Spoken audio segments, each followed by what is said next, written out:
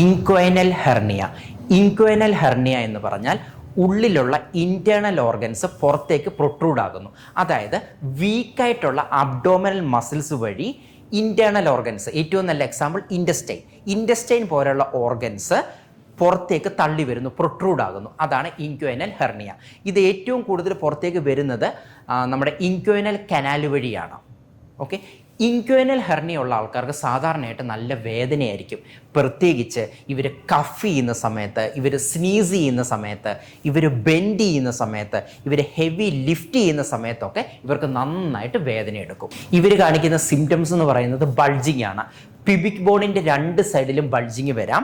അതുപോലെ തന്നെ ഒരു ഇച്ചി ഫീലിംഗ് ഒക്കെ വരാം.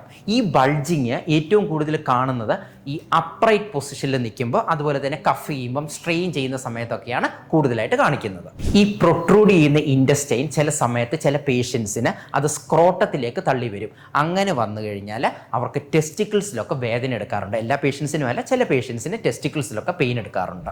ഇൻക്വൈനൽ ഹെർണിയയുടെ കോസസ് എന്ന് പറയുന്നത് അബ്ഡോമിനൽ വോളിന് അതിൻ്റെ സ്ട്രെങ്ത് കുറയുന്നത്. ഇത് കോമൺ ആയിട്ട് കണ്ടുവരുന്നത് പ്രഗ്നൻസി ടൈമിൽ കാണാറുണ്ട്. ഓക്കെ, അതുപോലെ തന്നെ ബവൽ മൂവ്മെൻറ്റിന് വേണ്ടി ഒരുപാട് സ്ട്രെയിൻ ചെയ്യുന്ന ആൾക്കാർക്ക് കാണാറുണ്ട്.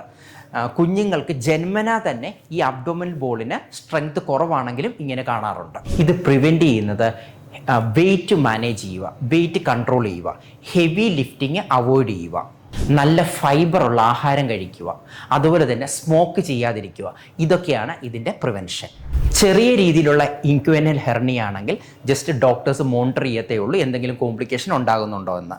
എന്നാൽ ഹെർണിയ കൂടി വരുവാണെങ്കിൽ സർജറി ചെയ്ത് അത് ക്ലോസ് ചെയ്യും.